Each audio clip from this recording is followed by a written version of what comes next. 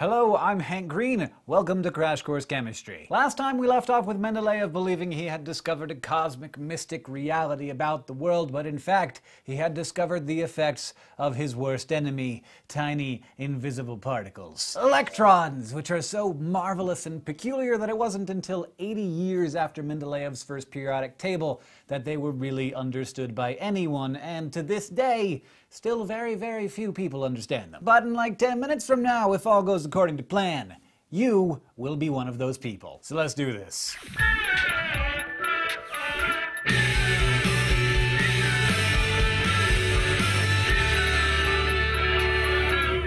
In 1865, before Mendeleev published his first periodic table, a young chemist and activist, John Newlands, published a paper on the periodicity of elements, comparing their repetition, at least the first two rows of it, to a musical scale, all do, re, mi, fa, sol, la, ti, do and stuff. Maybe, he theorized, lithium was just sodium, but an octave higher. Maybe they were, in a sense, the same note.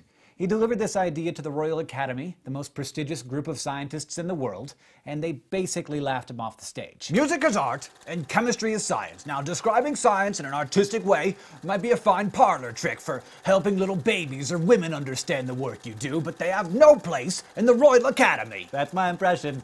But there was no way, of course, of knowing that it turns out that John Newlands, when it came to the actual functional physical reality behind the periodicity of the elements, was more right than any of the scientists who laughed him off the stage that day. And he never got to find out how right he was. We didn't discover that his analogies were barely analogies until long after his death.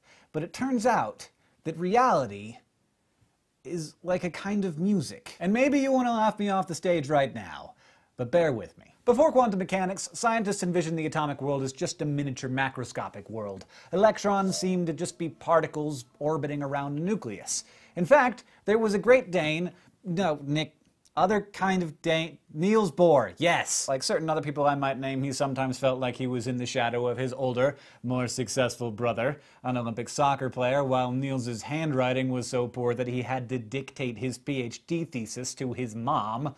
Nevertheless, he was an ingenious physicist. Now, you might remember a couple episodes back when John Dalton determined that elements only exist in discrete packets of matter. Well, by Bohr's time, the same thing was known for the energy given off by electrons. That energy only came off in what ended up being called quanta, which is the root of the term quantum mechanics. In 1913, Niels Bohr came up with a simple model for describing these energy levels for a single electron in hydrogen, merely assuming circular orbits. So there is some truth to the framework of thinking of electrons as particles. However, when he or anyone else tried to apply this to more complicated atoms, they failed miserably. Long story short, electrons don't really behave like particles. They're better described as waves. So we've known for like 50 years that this is an entirely inaccurate way of visualizing an atom.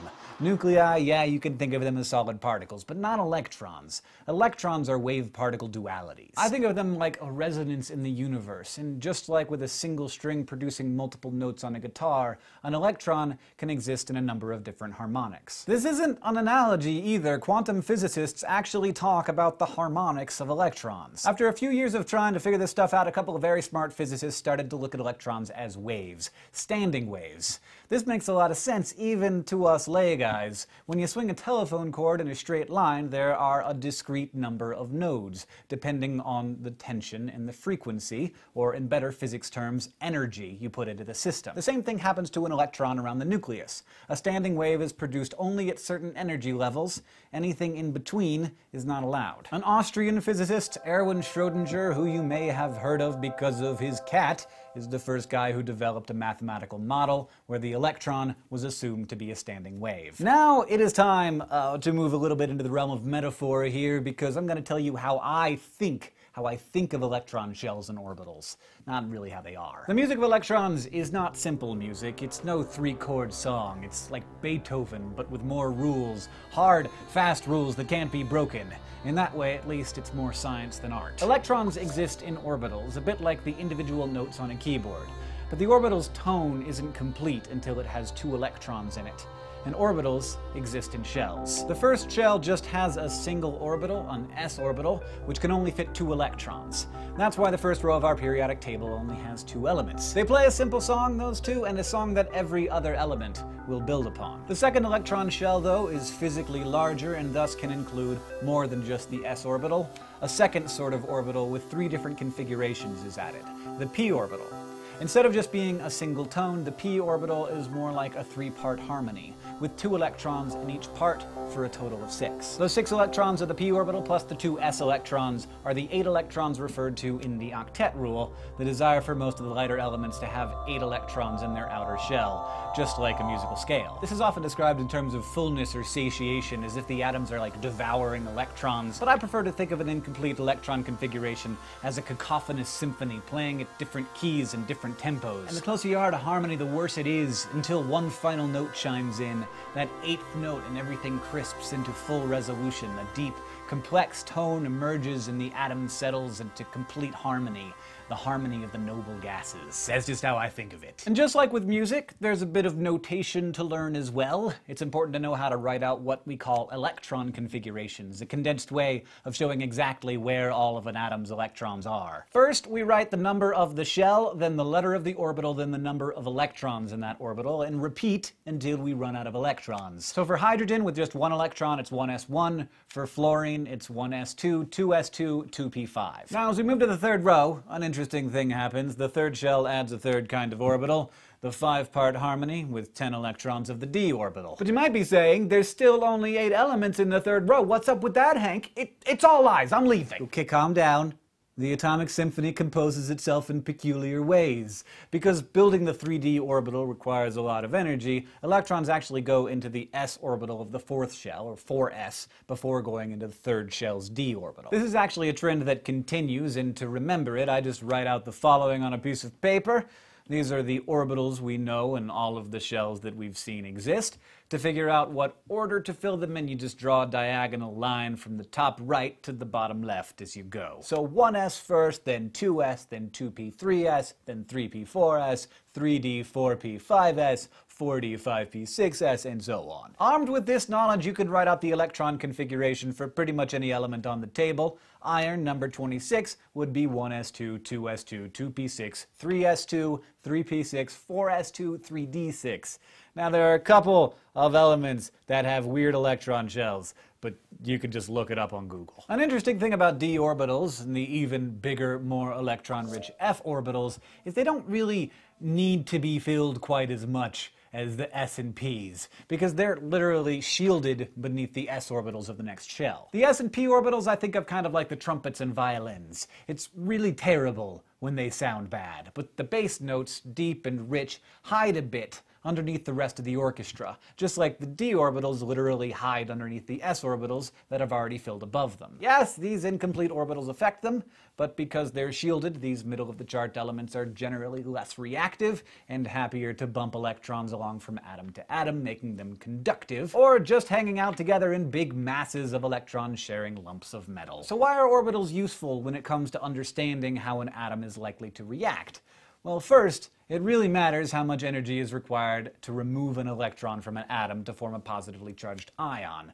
This energy is called ionization energy. If there are several electrons being removed, this is a stepwise process, starting with the electron at the highest energy level, or the outermost one. Since the outermost electron has the highest energy, there's the least energy necessary to remove it. More energy is needed to remove the second farthest one out, and so on. And of course, when all the electrons in the outermost shell are removed, there is a really large energy jump necessary to remove an electron from the next shell down, because that shell will be isoelectrically analogous to a noble gas. Just like how atoms are isotopically the same when they have the same number of protons and neutrons, atoms are isoelectrically the same when they have the same number of electrons. And just like there's energy associated with removing electrons to form cations or positively charged ions, there's energy associated with adding electrons, usually to fill an orbital to achieve a stable 2 or 8 electron shell configuration. Just like with the ionization energy, there's a discrete energy jump involved with the adding of an electron.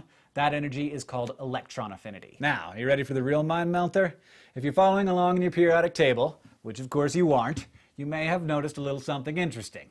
On the left-hand side you have your s orbitals, 1, 2, 3, 4, 5, 6, 7, s. In the middle, you got your d's, 3d, 4d, 5d, 6d, and on the top right, 2p, 3p, 4p, 5p, 6p. And below, of course, in the little island of the lanthanides and actinides, your f orbitals, 4f and 5f. And so, with just a glance at your periodic table, you can work out electron configurations and elemental stability and the fundamental physical reality of the elements.